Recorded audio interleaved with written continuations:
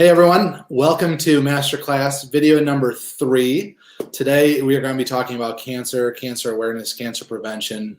Really kind of a heavy topic, but one that's personal to a lot of us and one that's really unfortunately unescapable, whether it's yourself or a loved one, family member, neighbor, whatever it might be. So we're going to really dive in today into some information to empower you, to give you the confidence to live without fear when it comes to such a horrible disease. And one that we are undeniably going to be facing at different times in our lives. Last week we kicked off this masterclass series. Dr. Jared started with a video on the 5 essentials.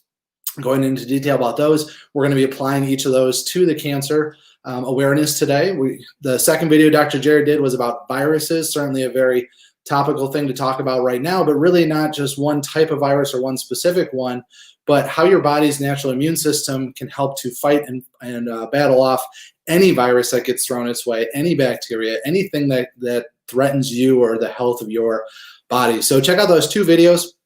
And then we're kicking off here today. Can't wait to share this information with you. It is truly life-changing for yourself and for the people around you. If you take it in, absorb it, use this information, research a little bit on your own, take charge, and truly apply it to your life.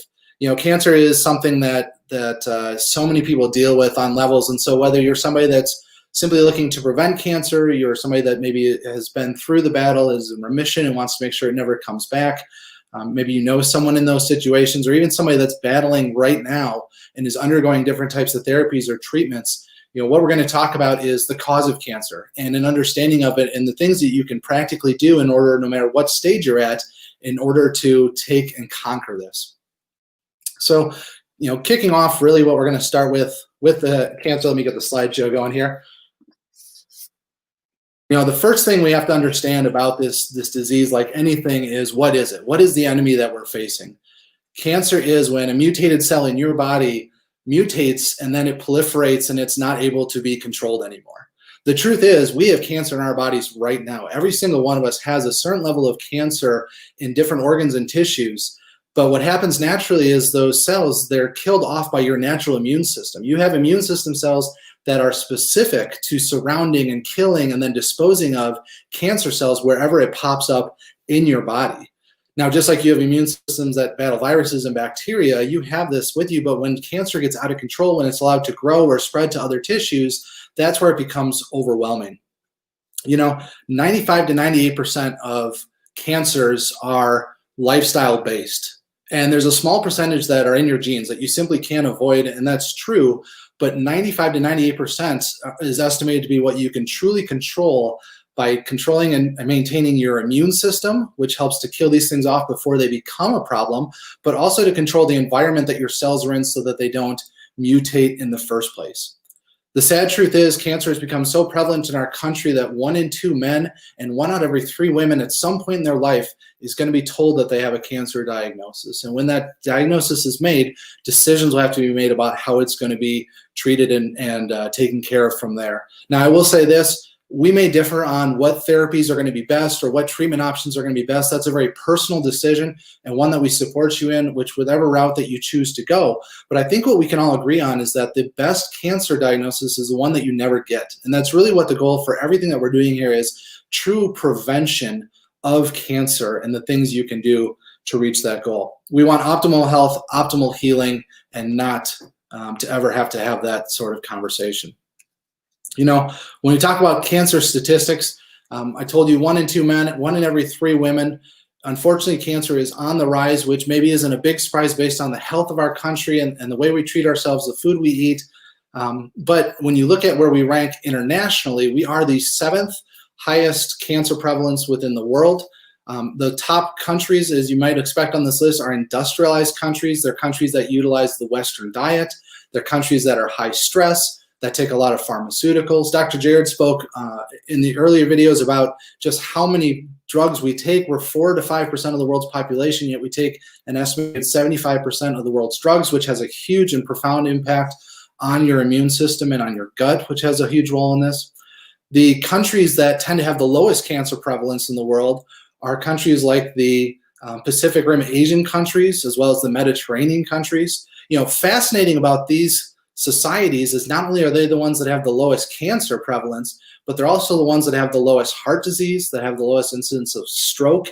One really fascinating resource I would direct you to and do a little bit of looking on this, and there's plenty of YouTube videos and research papers out there, is a researcher named Dan Buettner and his team that studied what they call blue zones. They went specifically to these societies and they studied what it is about them that allowed people to live into their 80s and 90s and even over 100 at such a high prevalence. And they do it not only just reaching those numbers, but they do it with vitality. They're working, they're enjoying life, they're not on drugs, they're not having surgeries.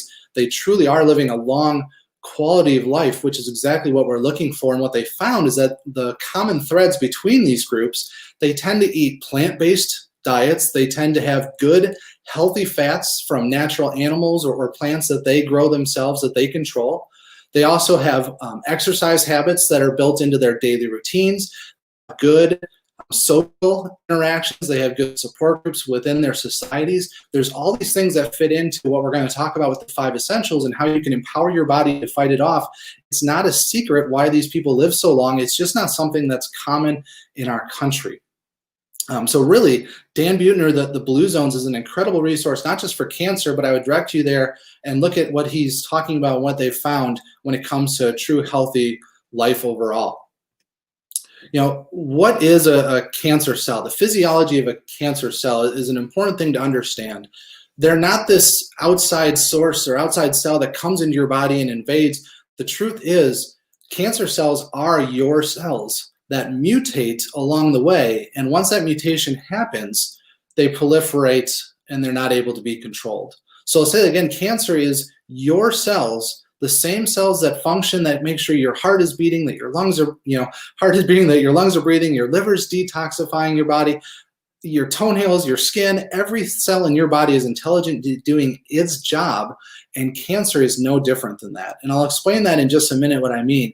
But cancer is when your intelligent cells change. And there's a reason why it changes. And that's really vital to understanding exactly what cancer is. Every cell in your body, no matter what it's doing or where it's at, it has the exact same DNA code in it from top to bottom.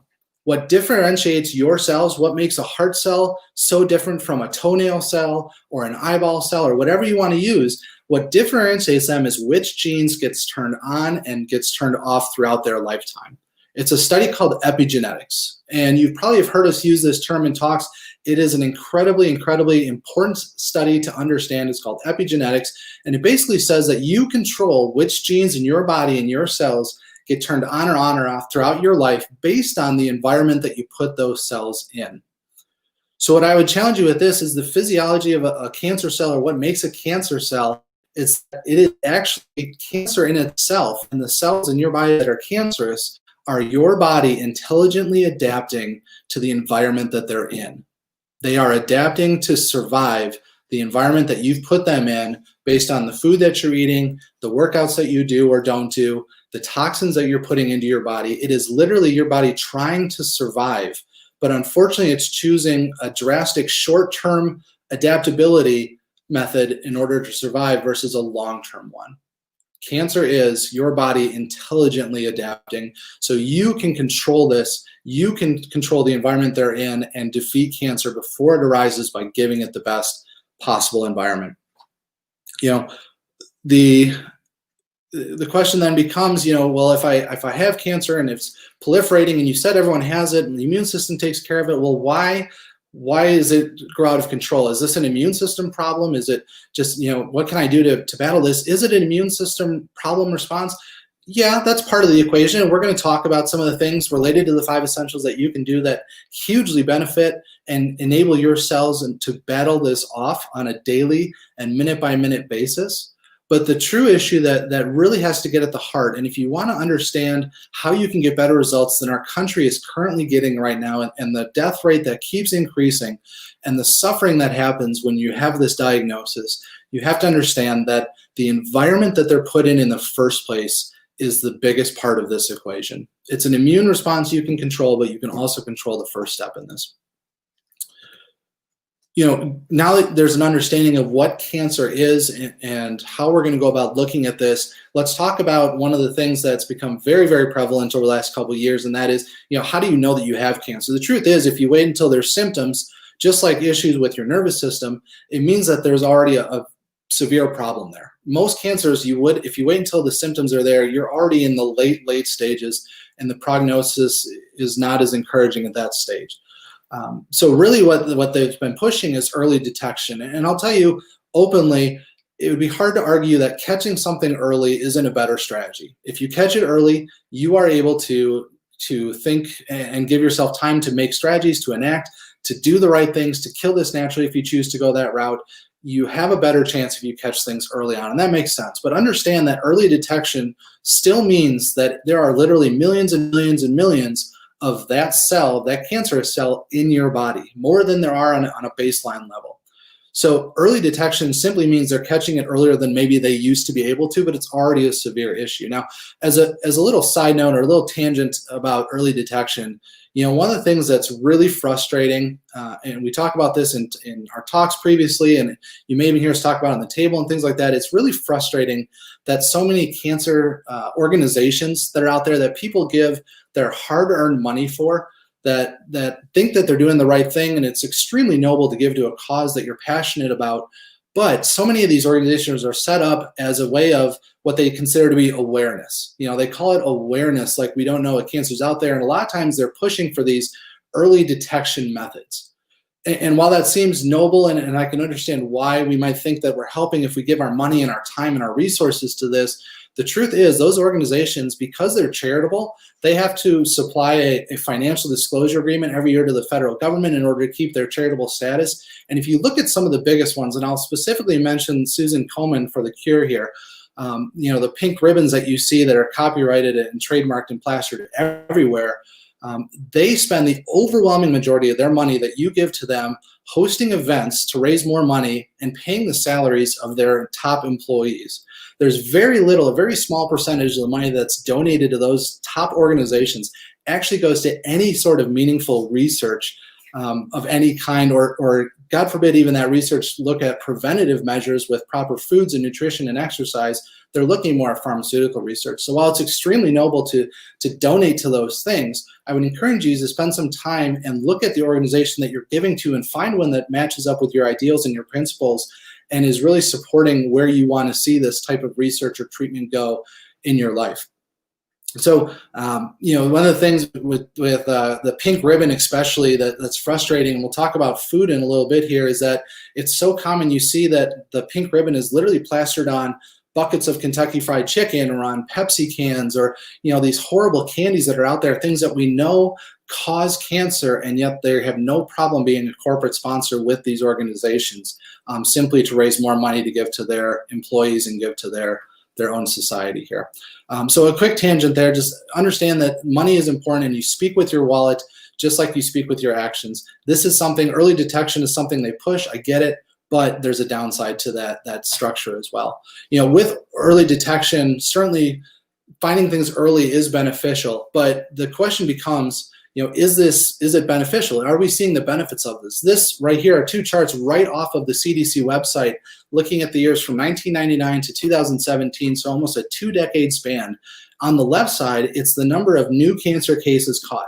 So it's undeniable that the more we do early detection, we are catching more cancers earlier on. But if you look at the chart on the right, that's number of deaths from cancer in those same years and time periods, same 20-year span, and you'll see that the number keeps going up. So if catching things early gives us a better chance to survive, how come the more we catch, it seems like we're still getting the same results and cancer deaths continue to grow year by year in this country? The truth is, these tests have a spotty history. They have a spotty record when it comes to false positives. One of the biggest dangers on many of these is they may detect an abnormal cell growth, but it could be something that's benign that would cause no problem if just left alone. But then it's encouraged that treatment is given, and that treatment tends to exaggerate the problem and could also lead to horrible side effects or even death very commonly. So there's two questions I would ask you about early detection methods. If you choose to early detect or do these type of things, the first would be, is it safe? Many of these methods, they use high doses of radiation. They're literally putting radiation into cells that are already at high risk of mutation or maybe have already mutated. And so they're putting radiation which just feeds it. If they're not using radiation, or sometimes in addition to that, they're using like a PET scan, for instance. They will put a high glucose solution into your body. And the reason they give you something that is high in sugar is because your cancer cells eat that sugar to metabolize for energy. And so they're literally feeding the enemy the food that it needs to survive in order to test to see if you have it there. That rationale is crazy when you think about it, because they're taking a problem that's there and they're making it worse just to prove that it's there.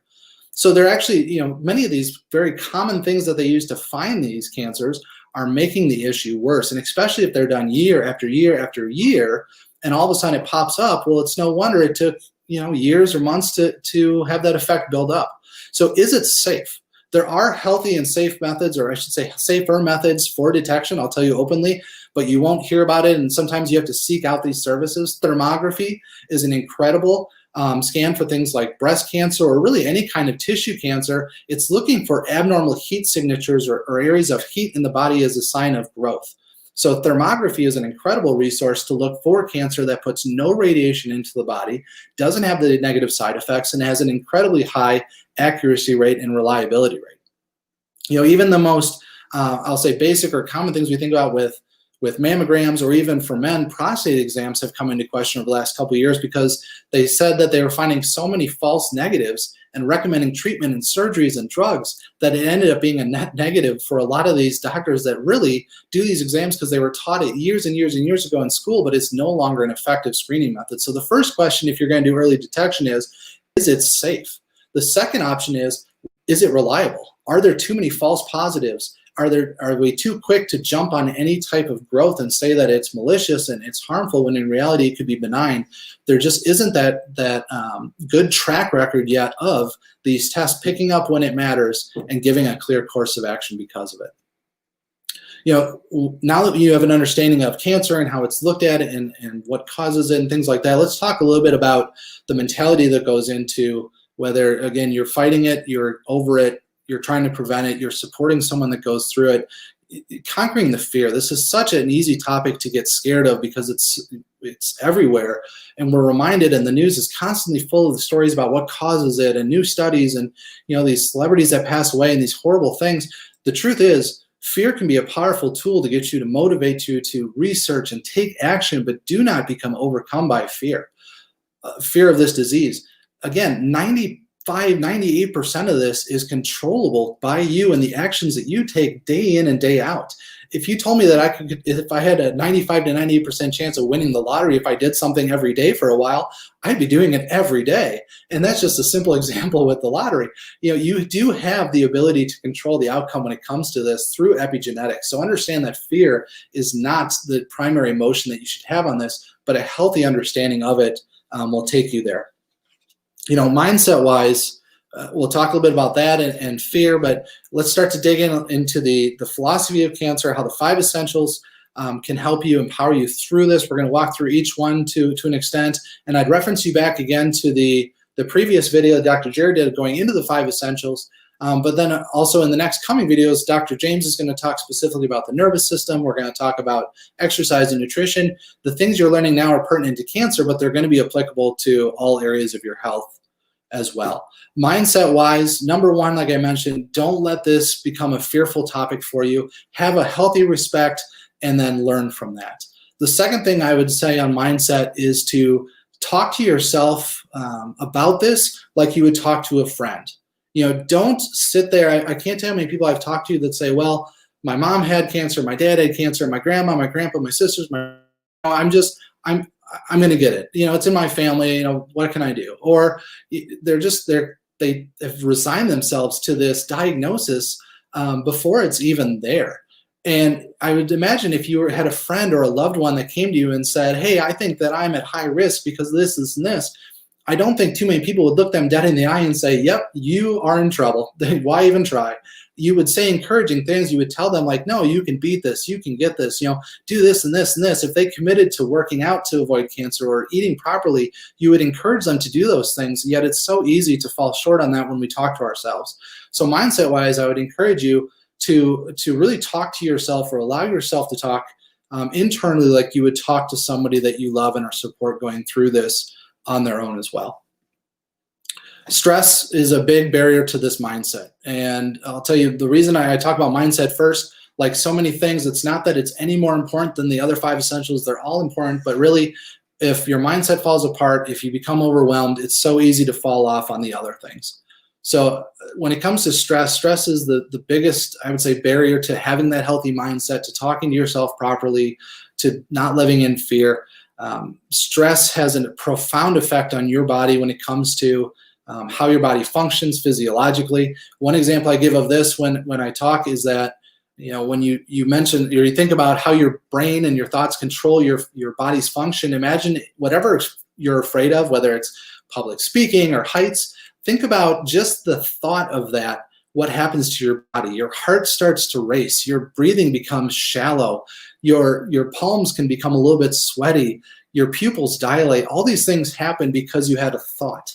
And the same thing can happen if you're constantly stressed, if you are just inflamed and you are constantly got the gas pedal to the floor in your body with these hormones, you actually create an environment where cancer can thrive because it's constantly inflamed and fighting off damage to the cells. So reducing stress, and Dr. Jared went through different methods for that. I think we probably know, or you probably have a decent understanding of some of the things that help you reduce stress.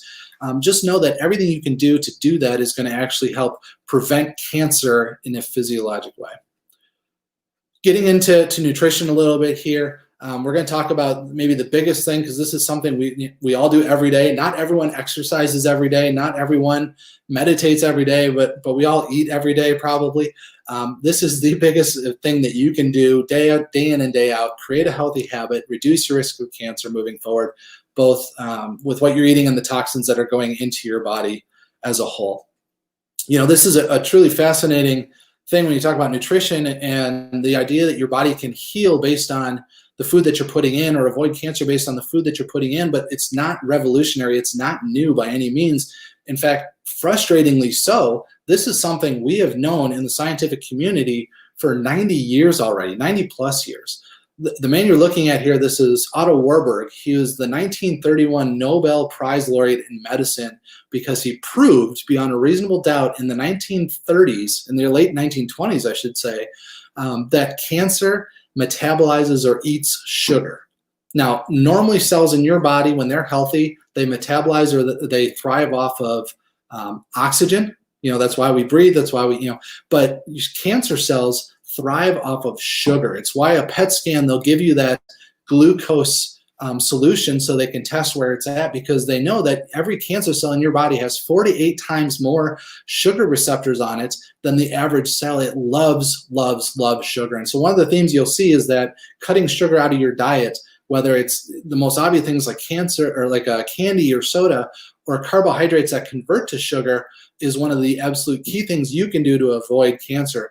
But this is Otto Warburg in 1931, Peace laureate, and you can see the part where I highlighted where he said that cancer, the primary thing is that it's a replacement of respiration of oxygen in the body and cells by a fermentation of sugar. That is the key to sugar, to cancer metabolizing. These are truly wise words from an incredibly intelligent man, but yet it's been overlooked for 90 years when we look at just the medical model of drugs, surgeries, radiation, cut, kill, and poison. Speaking of wise words, I'm going to interject my own wise word at this point.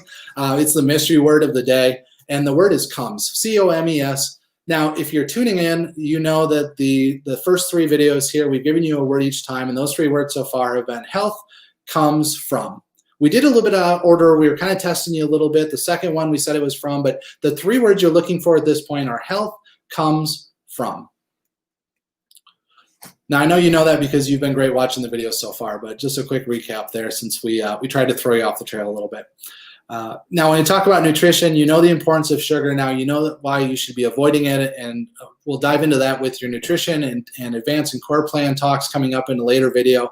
Another key topic here would be damaged fats. By damaged fats, we mean specifically hydrogenated oils, fats from animals that are fed a traditional diet of corn and horrible foods and candy and things that just fatten them up as quickly as possible to get them to slaughter. The problem with damaged fats is that it creates an acidic environment. Now, acidity in your body is one of those things that it's the environment your cancer cells need that they thrive in. They do not do well in an alkaline environment. They just simply cannot survive. And an alkaline environment in food is created from things like cruciferous, green leafy vegetables, the things that make you healthy, proper water, things like that. But acidic things are sugar, which is the #1 contributor. It's pharmaceuticals and the byproducts that go into the cells in your body and your detox organs. It's improper foods and damaged fats creates acidity. We can go down the list, caffeine and drugs. You can go down the list of things that cause us acidic environments. So damaged fats, hydrogenated oils, vegetable oils, canola oil, things like that are extremely damaging to your body and create this environment for cancer. The other thing, when we talk about your cells in your body, you have an estimated 7 to 11 trillion cells in your body. And every day, those cells are dying off and being replaced by new cells to take their place in line. And when your body builds new cells, it has to have the building blocks. And one of the most important building blocks is fat. Fat lines every cell in your body. It creates a wall that protects the outside. It protects things from getting in or going out of the cell that shouldn't be there. So if you're giving your body damaged, horrible fats, it's being put into every cell in your body. And that protective wall that's being created simply cannot do its job. And so that makes that cell more likely to, again, mutate because it thinks it's under attack. It thinks that it is diseased and dying, so it changes into a cancer cell in order to prolong its life as long as it possibly can. I included an additional video in the comments here or in the description. It's actually a video of a farmer in Kentucky that feeds his cows candy, bulk candy that he gets from stores that is not suitable for human consumption, and yet he has no problem feeding it to his cows. This is something that's very, very prevalent. In fact, a couple years ago in Wisconsin, there was a giant semi-truck of Skittles that spilled over in a crash, and they found out that the reason there was this giant semi full of Skittles candy was that it was going to a local farm to feed the cows. And so when it comes to food, remember this, the saying is, you are what you eat, but in reality, you are what your food ate. The things that the cow is eating go into the cow's body. The cow's body eventually goes into your body, for example. And this is true of plants and the chemicals that we put on plants, pesticides and herbicides. It's true of fish, and we'll talk a little bit about that. But do not overlook the toxins that go into the food and how it can damage fats, carbs, and proteins in them. Commercial meats, pasture raised. I already talked about this. Commercial meats, they're fed horrible diets. They're fattened up as quickly as possible. Oftentimes, they're shot full of antibiotics. By the way, did you know the #1 antibiotic use in this country is not for humans? It's actually in animals. The overwhelming majority of antibiotics that are given in this country are given to our food. And so is there a question that we're creating these super bugs that are affecting and wreaking devastation and really a grim future for this? These traditionally raised animals, whether it's cows or chickens or whatever it might be, are fed these antibiotics from an early age. They're fed candy, they're fed all these horrible things, just corn, grains, things that they wouldn't normally eat. So what should you look for with a proper animal raised? You should be looking for ones that are pasture raised, that are eating grass. Ideally, you're going to get different types of grass as well. So, natural prairie grass or alfalfa or different types of those as well. It creates a balance in the fats that they're creating in their bodies, and that eventually goes into the meat that you're eating. Now, this can be done. You can do a share at a farm. There are different farms out there, organic farms, where you can meet the farmer, go talk and see how the animals are raised. And you can go in and buy a portion of a cow or a chicken or a goat or whatever you're looking to buy. That's one good option. There are also some online options that are becoming more and more popular as people invest in this to get the good, healthy meats that your body needs for this. Toxic accumulation in fish, very similar subject or very concept. It goes something like this. We hear about mercury in fish and why they say, especially like pregnant women shouldn't consume fish at different times because there's mercury, and mercury is dangerous. And, ironically, there's mercury in many vaccines, but there's no problem with that, according to them, as a side note. But really what happens is mercury is in the water because of toxic runoff from companies or products that get dumped in the water. It's created into methylmercury, which is then consumed by bacteria, which then eaten by small fish, which then are then eaten by larger fish. And so when you look at fish, the general guidelines that you recommend for a healthy diet and to avoid cancer is you avoid the largest fish out there, things like tuna that live a long time, that eat lots of these harmful fish throughout their lifetime. It's better to stay with smaller fish. Salmon is an incredible example of that. Plus, when you eat salmon, you get these amazing omega-3 and 6 fats to help your body build the healthy cells to avoid cancer. The general guideline is you want cold water fish. You want them to be fresh, or I'm sorry, wild caught. You don't want farm raised animals. They're fed grains just to fatten them up like that. I didn't include the video, but if you ever want to kind of go down a wormhole on YouTube and see what your animals or your fish are eating, Google tilapia feeding. They're literally fed the waste of other animals from farms. They're eating the solid waste of cows and pigs to fatten them up. There's a reason tilapia is such a cheap fish in your grocery store. The other one with fish, before I move on too much, is seafood. You don't want to eat anything that sits at the bottom of the ocean and eats what falls to the bottom of the ocean, because you probably can imagine what falls to the bottom of the ocean. So we're looking at shelled things like shrimp and crabs and lobsters. Unfortunately, those accumulate a huge amount of toxins in their life, and that toxin is going to be passed on to you and create that environment that breeds cancer or feeds it if it's already there. So what can you do? What are the supplements that I would recommend, or we would really recommend for this? The first, and I'll say probably the gold standard that is accessible to nearly everyone, is vitamin D.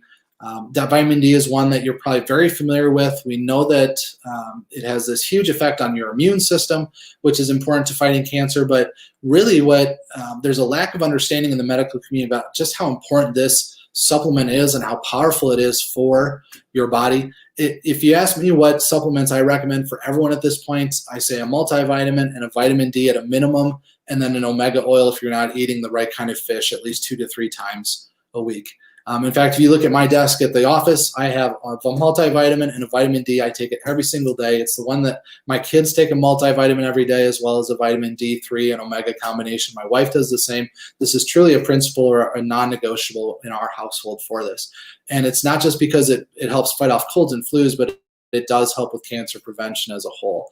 It's hard to get enough vitamin D, especially in our part of the country. Obviously we can barely go outside for 6 to 7 months out of the year, and we're certainly not going to do it with, at least 30% of our body exposed for half an hour.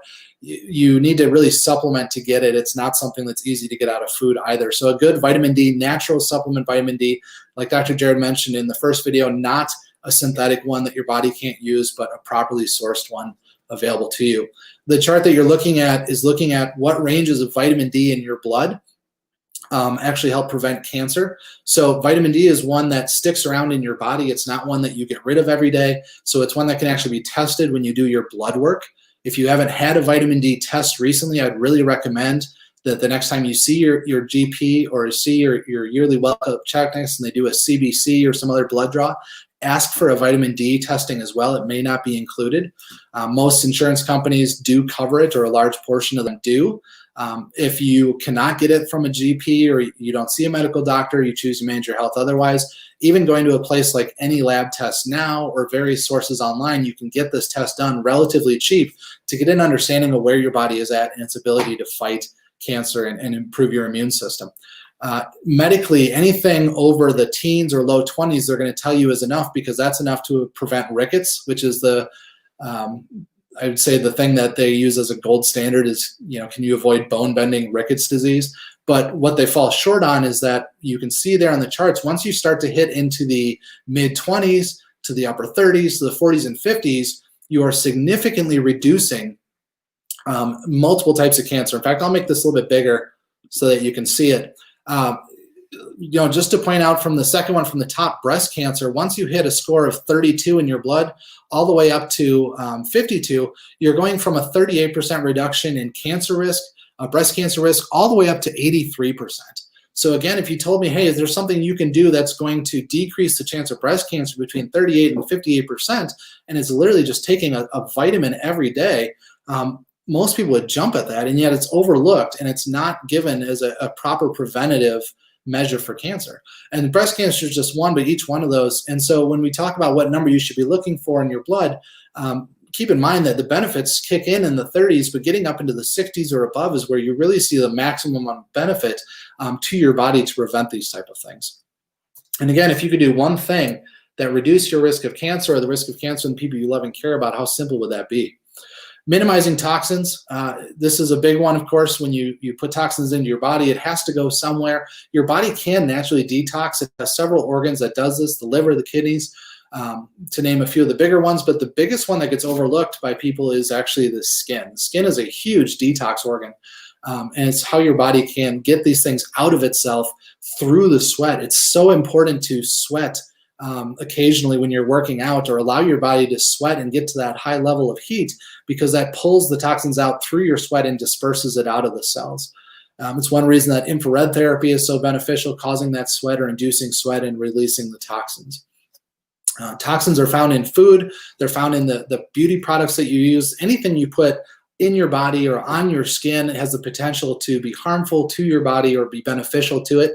So it's easy to overlook things like cleaning products or makeup or beauty products, but in reality, there's a huge amount of dangerous chemicals that go into those, dyes, other things that create this toxic and harmful environment in your body that your cells would then trigger a cancer or a mutation in order to survive long enough. One of the big things, or one of the best resources for this, is the Environmental Working Group.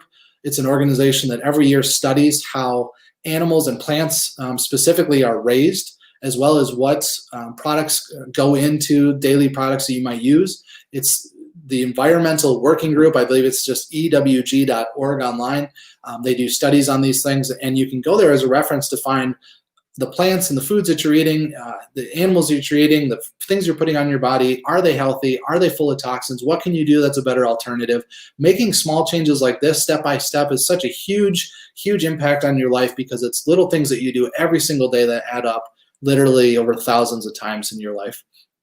A big guideline I would give you here, if you've ever been with our Shop with the Doc events that we used to do, and we will be doing those again as soon as the world settles down a little bit, we can go to the grocery store with a group of people, is the Environmental Working Group does what's called the Dirty Dozen or the Clean 15, and they look at the foods that are raised traditionally that have the highest amount of pesticides and herbicides and the lowest amount.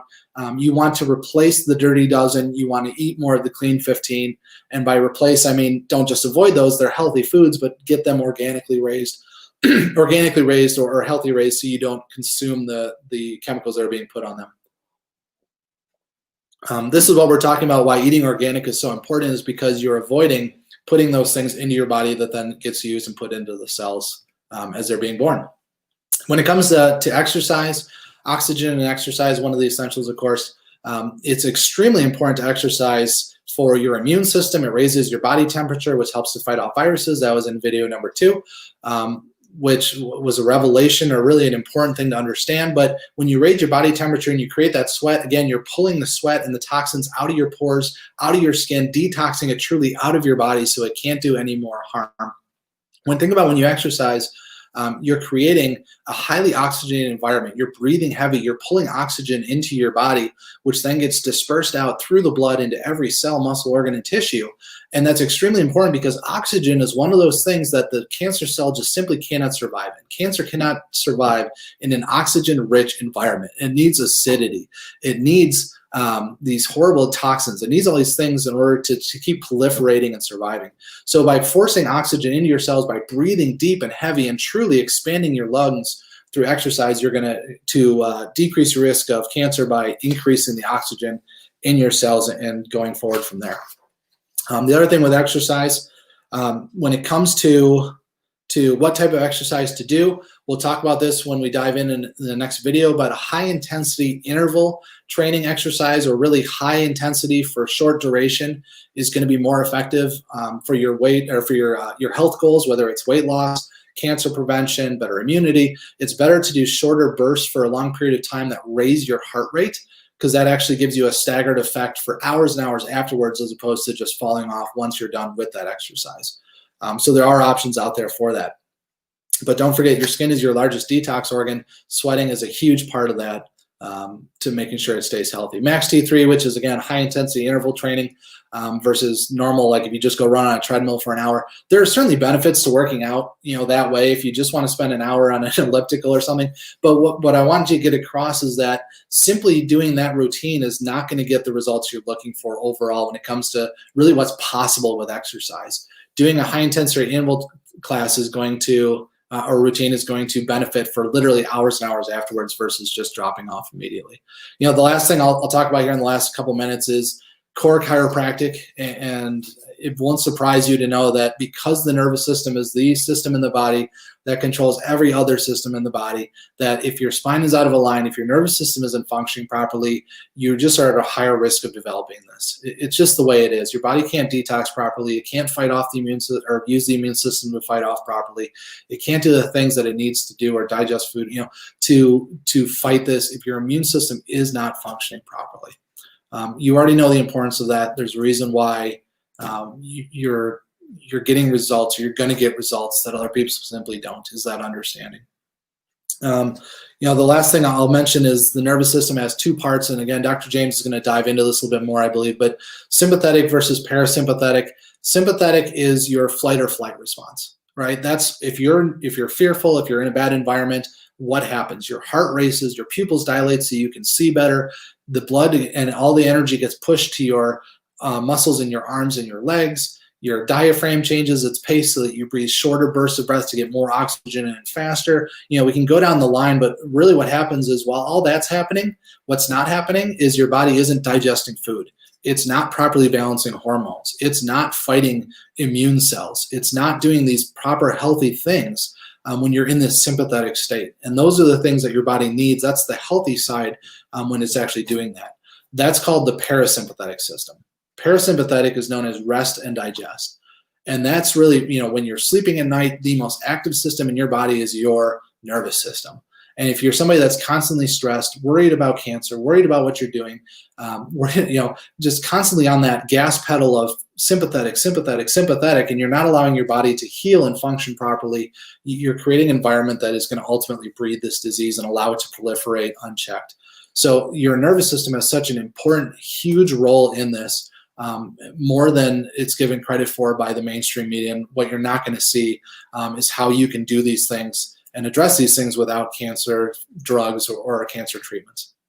That's just a little bit of a teaser for the nervous system. That's going to be the next video. Tune in later this week. Dr. James is going to be releasing that. We really appreciate you taking the time, again, to watch this video, to invest in your health multiple times here over the weeks. And we know and hope that you're getting the information that's really going to transform your life, or share with somebody that needs to hear this information as well. We're trying to make this as public as possible. So if you comment on videos or if you share them, it's going to get spread out to your network a little bit more. We really, truly want to make sure that you and your family, your loved ones, and the people you care about are living the best quality of life in the world that we're in today. So remember, don't be fearful of this disease. It is something that you can control. It is a lifestyle disorder. You have the power to make the decisions that are going to make sure that you never have to sit across from an oncologist and hear that diagnosis for the first time or for the last time, right? Have a wonderful day, guys. I thank you so much for the time you're investing in this, and we really do appreciate it. Have a wonderful rest of your day.